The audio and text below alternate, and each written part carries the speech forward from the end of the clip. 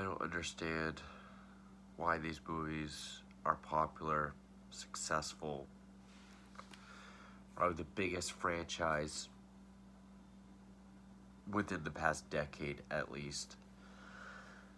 I just saw Paranormal Activity 2. Why? I was flipping through Hulu, saw it was on there, thought, hey, I saw the first one, had fun ranting on it. I know this will be a rant. And yeah, it will be. I'm not a fan of these movies at all. Not just this a particular franchise, but just the genre as a whole. Just not just the past decade. I'll say the past certainly 15 years, maybe 20. Just the paranormal, supernatural genre of horror is just definitely the last decade just plagued horror. and yeah, the first Paranormal Activity, I can say I'm not a fan of it, but I can appreciate and respect what it tried to do. Someone's house is haunted, they set up cameras so they can catch it. Okay, it's like a voyeuristic attempt. They should have left it at that. Made on a micro budget, wildly successful, made just under 200 million. Huge hit. This was made for 3 million. Grossed 177.5 million. Still a huge hit. Of course, it's a prequel. Because, of course, where do you go with an ending like the end of the first one? Go backwards. Except for like the last scene, 2-3 minutes, that is a sequel. Paranormal Activity, Grave Encounters, both of them. Of course, it's Blumhouse. You know, Blunt, that stamp of death, for me anyway. I'm not a fan of Blumhouse.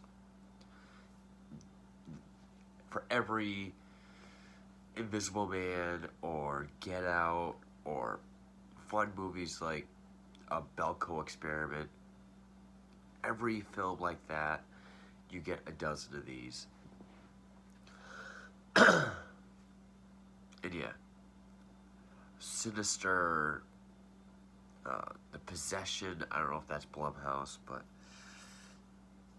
you know, A Haunting in, insert state name, Annabelle, all those. Just tired of the supernatural, paranormal subgenre, and I put this series at the top because I don't get why they're so fucking popular and successful. Just you have movies like this that gross that much money and people praise the shit out of them.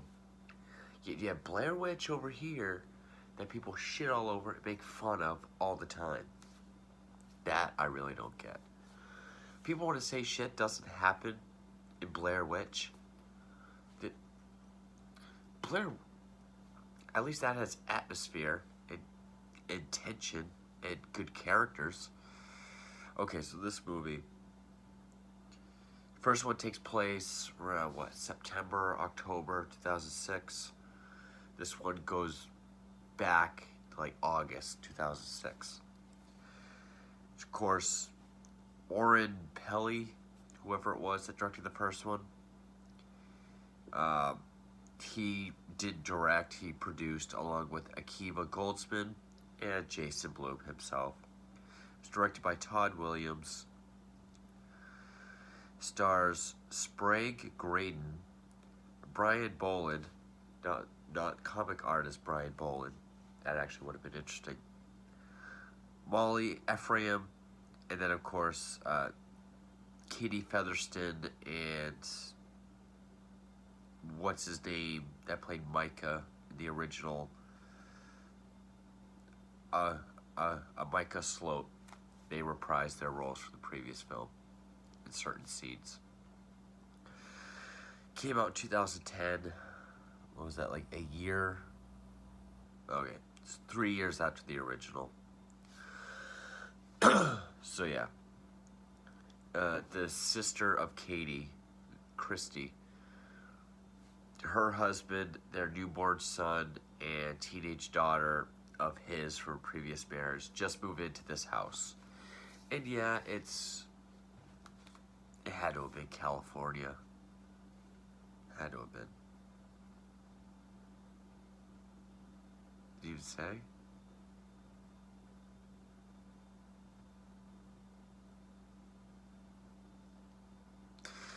It's the same sort of OC type location.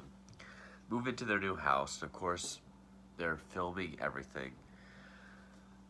They suspect a burglary occurs where the house was trashed, but everything was left fine.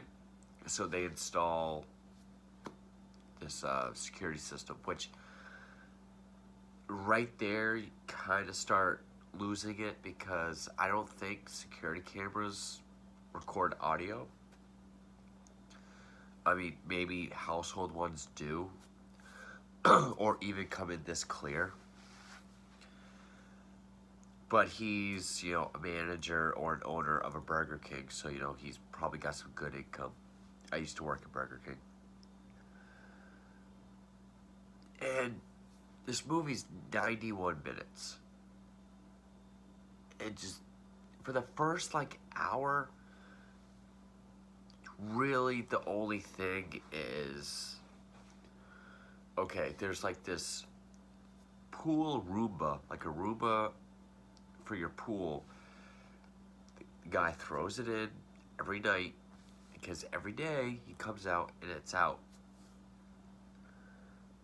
And the pot's hanging over the kitchen island, a pot falls. And right there, that gets the wife, Christy, thinking it's ghosts. And, we get a quick scene in the pool with Micah and Katie. And they're like, oh, it's ghosts. Yep, straight to ghosts. And it's just, that's really what it is for the first, hour. Really long scenes of just someone walking from room to room. It's literally like being a security guard. It's that boring. It's just as boring. At least with the first Paranormal Activity, it felt new. It felt different because it was someone setting up a camera to catch something. I don't think that had really been done yet. But this felt just as boring as Grave Encounters. I fucking hated both Grave Encounters. The second one was just outright stupid. The first one was just boring as fuck. This one was boring. To a point, it got interesting because they have a Latino housemaid who she hears something. So she's carrying the newborn son, and she has some candle that she's waving around. They come home, they get pissed. He fires her. Says, I don't want to hear any more about this. They even show him footage of the pool Roomba climbing out of the pool, and he just kind of shrugs it off. And he treats it as a joke at first, as you do. And I literally just got done watching this. I'm already forgetting shit.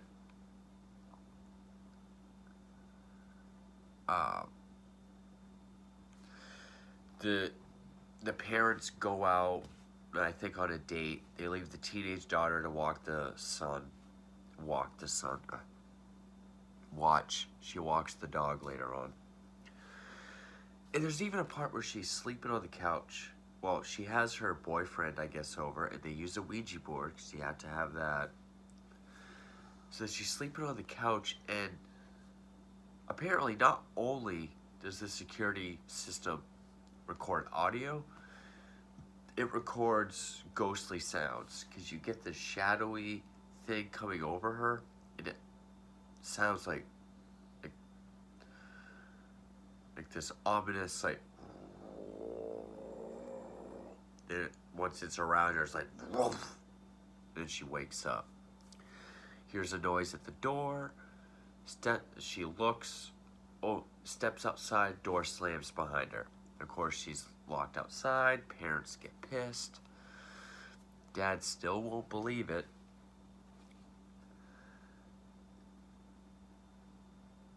And I also like how this teenage daughter, which her name is Allie, that's played by Molly Ephraim. I like how she just does like one little Google search and she gets the most specific kind of activity that she's getting. She's like, well, it's not a ghost or a demon. And she's able to deduce that it's a demon who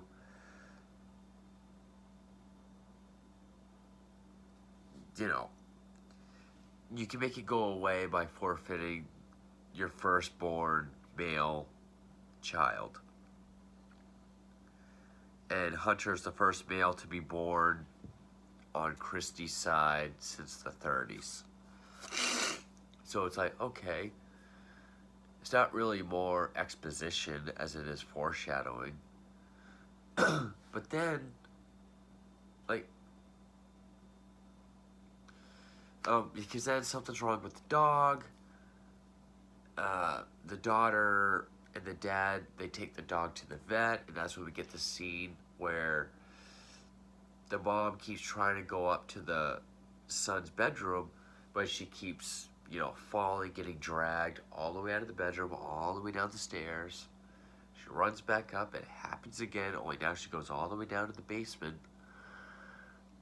And then we skip ahead about like an hour in real time, and she's all fucked up. She's all, just zombified, basically. It is just, that didn't really add anything else either, because the first Paranormal Activity had that. And I'm not saying don't do anything previous films do. We would have slasher franchises, but yeah, it did take the dragging out of a room to the next level, because it's going all the way down these stairs. But that's really one of the major moments of the entire film.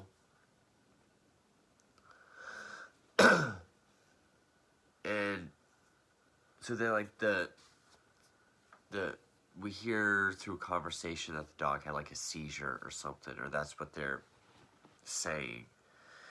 The dad has to run out. He leaves the kids alone with her, and she's acting like the daughter finds these scratch marks on the inside of the basement door. It looks like there's words and blood, or letters and blood. Goes up to the baby's room. Christy's wearing like shorts, and you can see there's a bite mark on her thigh. And this is the one part that I thought was actually kind of creepy, because she's filming her through a crack in the door. She's like laying in this chair. She hears a noise. She looks. When she looks back, she's gone. So she has to go in the baby's room to get the baby, but she's not anywhere to be seen. So that scene, it was like, okay, that was a tense moment. And of course, when she goes to grab the baby, she shows right up. It's like, don't touch him. And Dad comes home. She shows him the footage. He realizes he fucked up. He calls the Latino housemaid. She starts doing her shit. And then it's a possession movie. She does the screeching and the grabbing. It's like, okay.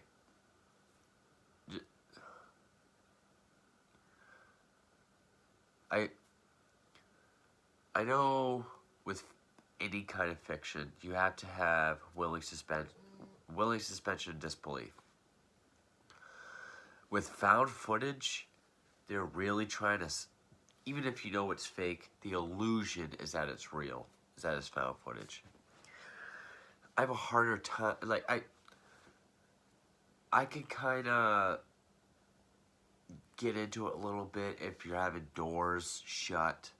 Oh, because there's one part where Christy's alone in the kitchen, and all the cupboards and doors just open and shit flies out of them. But when you're turning into like this rabid possession movie, oh, and apparently you can transfer, there's something that can be done where you can transfer the demon from one person to another, but it has to be a blood relative.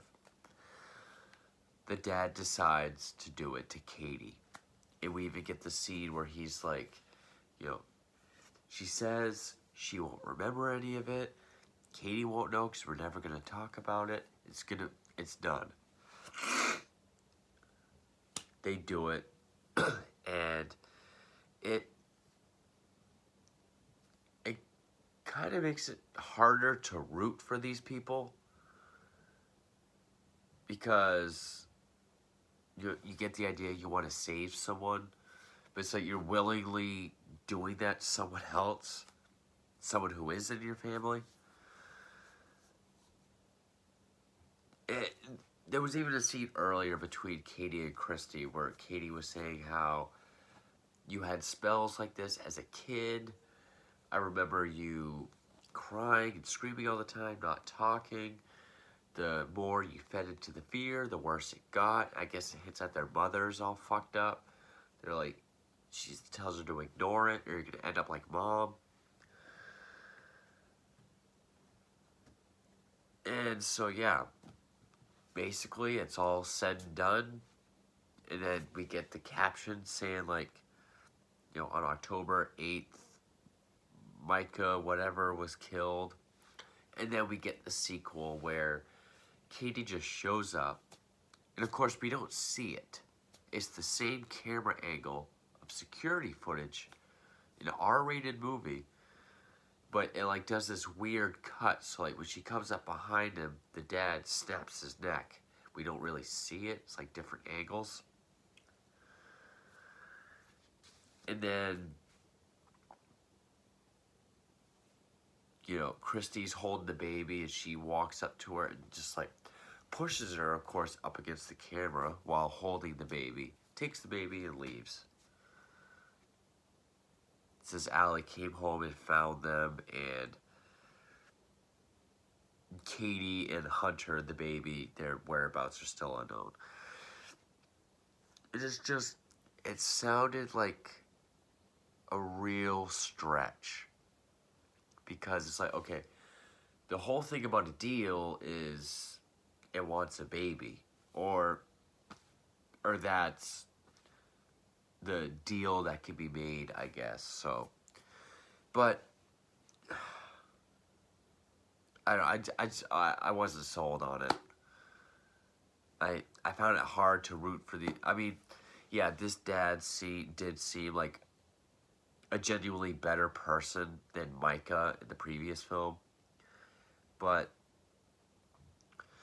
you know the pacing, like with the first one, it was very, very slow. Granted, I loved the Blair Witch Project. I don't count Cannibal Holocaust because it's not completely found footage. I would say Blair Witch is my favorite found footage film because I think it's the creepiest, the most effective, atmospheric, best characters. You know, the just deterioration of everything. The ending is creepy. None of that is in these. And, you know, people want to say, but Paranormal Activity. And first of all, if you're a fan of these films, fine. I'm not going to take that away from you. And I'm not making fun of you when I say this, but they want to say each film explains a little bit more about the story. It's all one big story. It's like, yeah, so are the Saw films. And people get away with saying Saw is nothing but gore and torture. This is nothing but, to me, an hour or more of just cupboards and doors and blankets and whatnot. Yeah, there was a scene where the newborn baby's like being pulled up the side of his crib. It's like, okay, that's cool. And then like maybe the half hour you get some just loud sort of paranormal stuff. And that's the thing. It gets to a point where it's just jump scares. Not as abundant as you would think in a movie like this. I can give it credit there. But I didn't feel any tension. Not atmospheric at all. Uh, the daughter, I guess you could say, was probably the best character. Even though the the story worked out conveniently for her.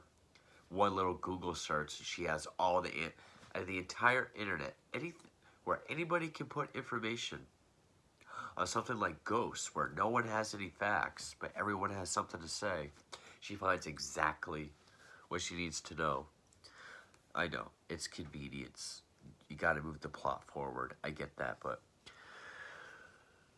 I just I only watched this because it popped up on Hulu. So I could have seen it for free, like the first one that was on Netflix. I don't think I'll be watching the third one.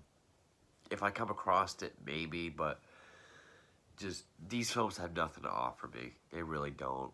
I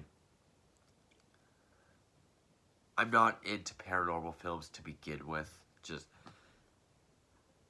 yeah, Insidious, Conjuring, Conjuring 2, those are done well. They're all directed by James Wan, who knows how to direct a horror movie. They're good horror movies that happen to be spooky house films. Loved The Changeling. Loved the original Amityville. Really like John Carpenter's The Fog. The Shining is my favorite movie of all time. House on Haunted Hill is fucking great. So there are some I like, but these modern ones, Blumhouse ones, I'm not a fan of. Yeah, there's not much more I could say about Paranormal Activity. I guess the biggest question for me is like, why are these? And I understand they did teeter off, and even fans weren't even that into them later on. But like, I just don't know why these movies were so. Uh, uh, okay, I guess I know why they were successful. People really liked them, but I don't understand why when Blair Witch gets shit on so much, it gets made fun of so much. I I didn't really like this film at all. It had right when it started getting interesting, like when Christy was being all fucked up, and they turned it into like another sort of screeching demon possession movie. I was just like, all right, I'm done with this. Again, the first one, being a voyeur in your own house to catch something, I like and respect that idea, that concept. Just didn't care for the film or the characters. But yeah, that is Paranormal Activity 2. Thank you for watching.